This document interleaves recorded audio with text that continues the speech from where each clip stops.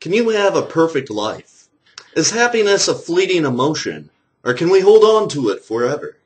Is pleasure the end goal of our very existence?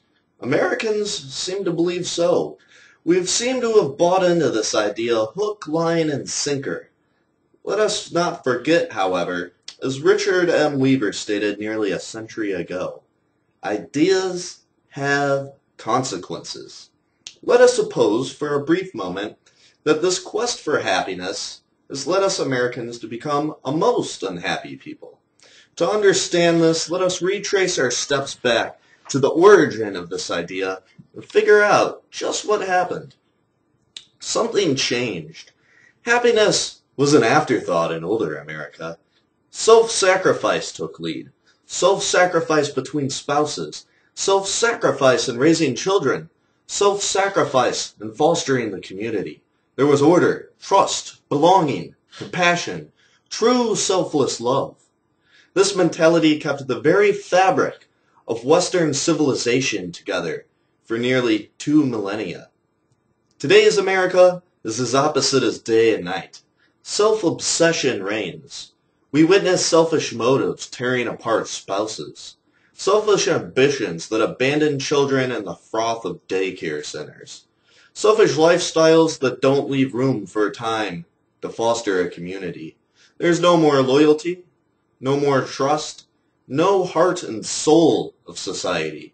Over 50% of us are so depressed now that we're prescription drug addicts. So gluttonous that we can't stop eating to the point that we are a third obese. 65% of our marriages end up in broken, tattered pieces.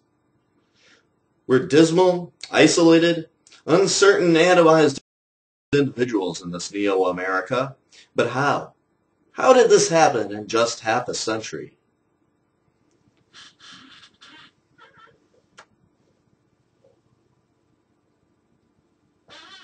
An unholy alliance emerged in the mid-20th century consisting of two groups.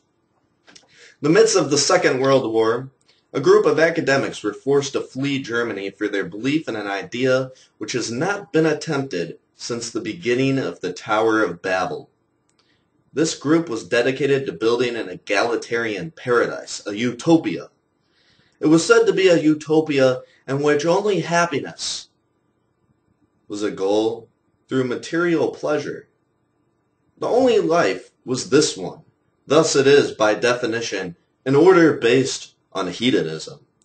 There is no objective other than happiness itself.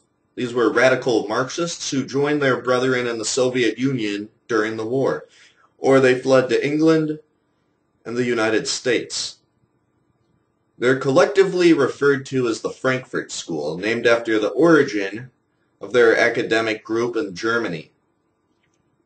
Knowing that the West would decry their ideas as a very war on reality and truth itself, the Frankfurt School had to establish their so-called utopia, the flipping of all order. They had to do it underground.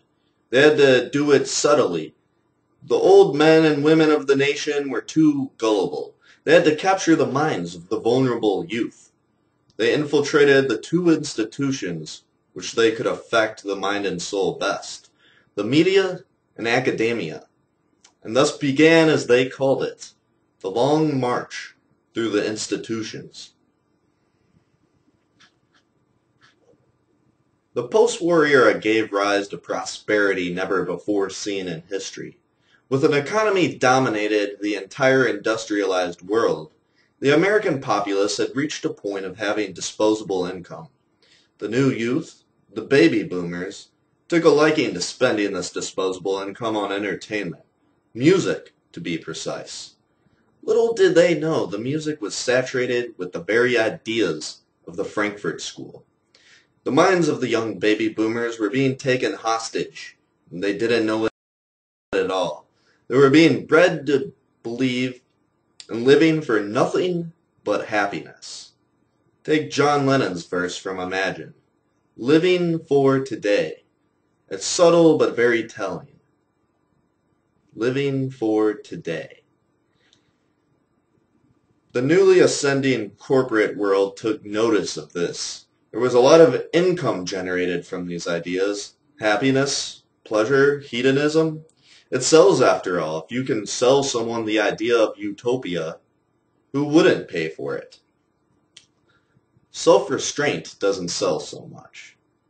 Disposable income led the fast-paced American consumer culture. And it was born in the hedonistic, pleasure-obsessed ideas of the Frankfurt School. Where does this leave America half a century later? Well,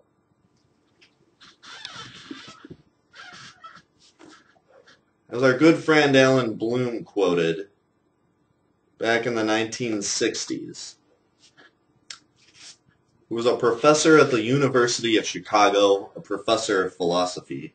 He says, picture a 13-year-old boy sitting in the living room of his family home. He's doing his math assignment while wearing his Walkman headphones and watching MTV. He enjoys the liberties hard won over the centuries by an alliance of philosophic genius and political heroism, consecrated by the blood of martyrs. He is provided with the comfort and leisure by the most productive economy ever known to mankind. Science has penetrated the secrets of nature in order to provide him with the marvelous, lifelike electronic sound and image reproduction he is enjoying. And in what does this progress culminate? A pubescent child whose body throbs with orgasmic rhythms, whose feelings are made articulate in hymns to the joys of onanism, or the killing of his parents, whose ambition is to win fame and wealth imitating a drug-addicted drag queen. In short, life is made into a non-stop, commercially pre-packaged masturbational fantasy.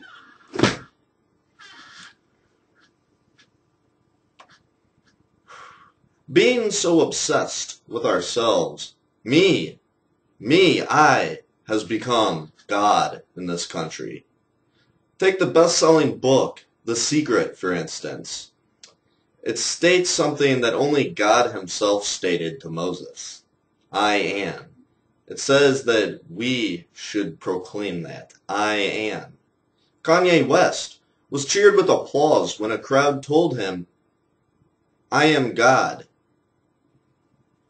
The self, under the guise of esteem, is the most prominent topic on Oprah. Same with her ilk, Ellen DeGeneres, Queen Latifah, The View, Dr. Phil, even our public education. Pop music glorifies hedonism and self. Think of songs like Kesha's Die Young, Katy Perry's Fireworks. We all know self-focused cliches by heart as if they were the 10 Commandments. Do what makes you happy. Live your life to the fullest. Live and let live. I want my MTV. Have it your way. Love yourself before you love others. And where, may I ask, has this deification of ourselves led us? The need for cheap, quick pleasure has led to become a spending-addicted nation. This led to cheap goods that resulted in outsourced industry, poor quality goods and businesses that created soulless suburban strip mall culture, easy credit that's created a distorted boom-bust economy, the need for more resources which requires the exploitation of other nations, and a Santa Claus government promising ever-growing amounts of free perks. The end game is a $17 trillion deficit, haunting us like a specter. Escapism as a way of life. It's normal to have destructive pastimes now that drown out any deep contemplative or meaningful efforts. Watching TV, binge drinking, consuming fast food, watching pornography. These are commonplace now. Maybe we ought to stop running from reality. The treatment of fellow human beings as tools. There's no longer bonds between people. The opposite gender is used as a sex toy.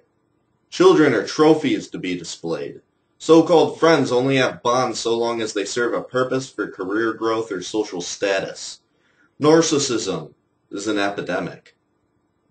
The path to happiness has turned into a labyrinth of despair. Maybe we ought to stop running away from reality in search of some vague utopia. Maybe we should embrace reality for what it is, a struggle. Perhaps it's time to give up the dream. We've stumbled quite a way, but I'm hoping that we haven't strayed so far that we can't find the way back home. Maybe if we turn around, our commitments, our friends, our families, maybe they'll be waiting there for that self-sacrifice they so desperately need.